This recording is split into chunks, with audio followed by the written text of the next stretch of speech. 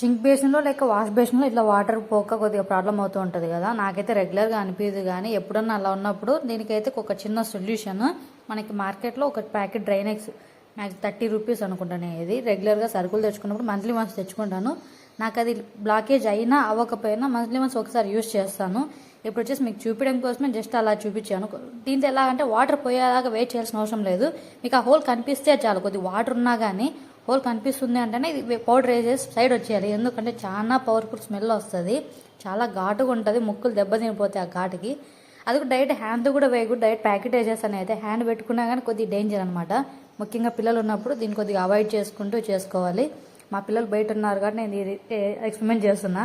అలాగే గోరువెచ్చగా వాటర్ పెట్టేసుకొని అదంతా ఒక 10 మినిట్స్ గ్యాప్ ఇచ్చి తర్వాత వాటర్ వేసేయాలి. మొత్తం బ్లాకేజ్ మొత్తం కొట్టేస్తుంది. వాటర్ ఎంత స్పోర్ట్స్గా పెట్టినా కూడా కొద్దిగా కూడా గ్యాప్ లేకుండా వెళ్ళిపోతాయి అనమాట. నేనైతే బ్లాకేజ్ కోసం ఇలా ట్రై చేశాను. మీరు ఎలా ట్రై చేస్తారో కామెంట్ చేసేయండి. Thank you for watching. Bye bye.